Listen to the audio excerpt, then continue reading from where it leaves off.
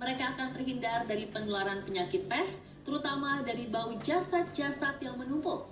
Padahal wabah pes penyebab Black Death berasal dari bakteri ganas, Yersinia pestis, yang menginfeksi kutu dan tidak menular lewat udara.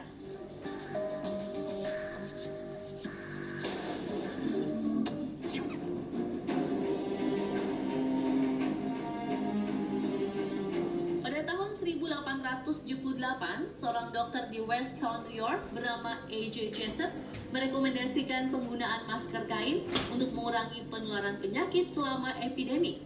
Namun hasil penelitiannya tentang masker gagal sehingga idenya tidak dapat realisasi di Amerika. 19 tahun berselang, seorang dokter bedah di Paris bernama Paul Berger mulai mengenakan prototipe masker bedah pertama. Namun masker ini tak lebih dari sapu tangan yang diikatkan pada wajah. Ini digunakan untuk mencegah agar droplet batuk atau bersin dokter tak jatuh selama operasi.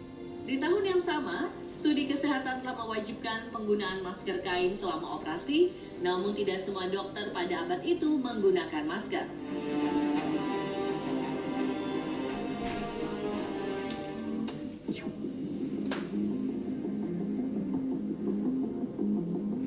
Pada tahun 1905, seorang dokter asal Chicago, Alice Hamilton, mempublikasikan sebuah artikel dalam Journal of the American Medical Association.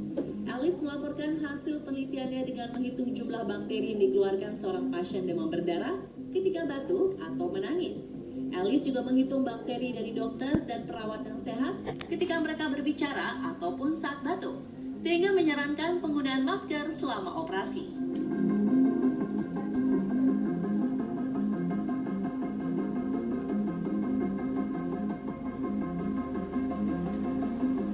Penggunaan masker mulai teruji ketika terjadi malapetaka di tahun 1910. Tahun ini, wabah pneumonia menyerang bagian Cina Utara yang dahulu dikenal Manchuria. Kekaisaran Cina menunjuk dokter kelahiran Penang lulusan Cambridge bernama Wu Lintei sebagai pemimpin pencegah wabah tersebut. Setelah melakukan penelitian pada korban meninggal, Dr. Wu menyatakan bahwa penyakit tersebut dapat ditularkan melalui udara, sehingga sebagai upaya pencegahan penyebaran, Dr. Wu memodifikasi masker kain berlapis dengan tambahan kain kasa dan kapas untuk mencegah penyebaran virus via udara.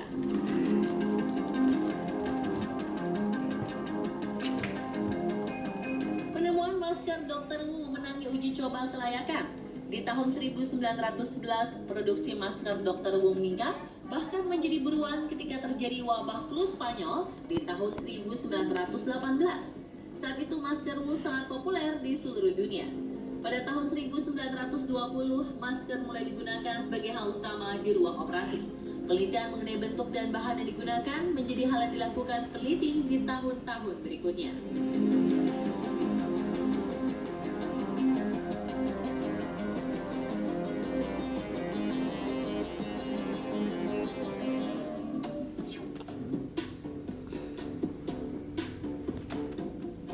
Selama 2 periode Perang Dunia, kualitas udara menjadi sangat buruk.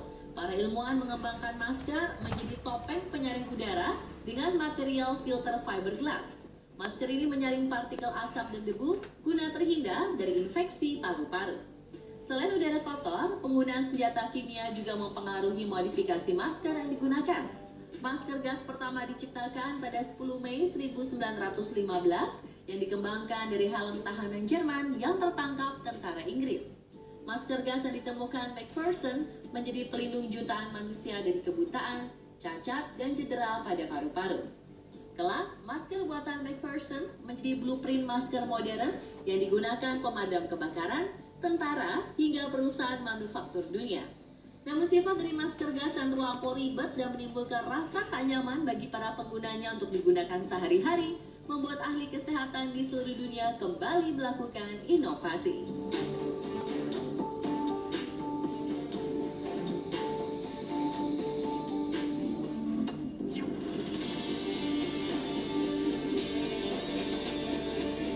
Memasuki tahun 1970-an, Biro Pertambangan dan Institut Nasional untuk Keselamatan dan Kesehatan Amerika Serikat berkolaborasi menciptakan masker sekali pakai yang praktis. Bahan yang digunakan adalah polimer meleleh dan muatan elektrostatik, sehingga efektif menyaring partikel.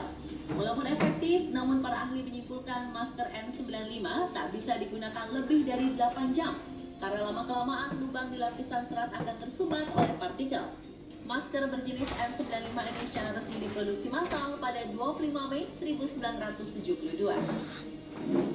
Di era milenium, berkembangnya tren mode di tahun 2000-an membuat masker menjadi objek eksperimen di mata para desainer di seluruh dunia, seperti dilakukan oleh desainer asal Cina, Xiong Ying,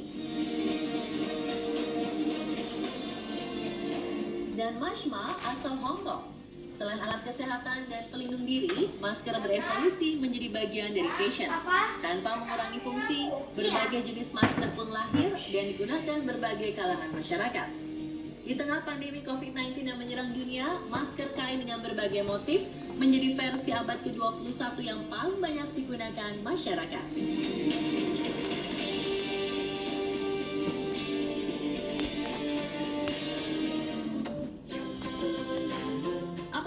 Sebuah nama, terlebih kalau sebuah nama terdapat unsur bergurau hingga simbol di luar alfabetis. Kok bisa ya? Nama-nama unik dari berbagai mancanegara siap menggelitik Anda. Jangan beranjak dulu, tetap di On The Spot.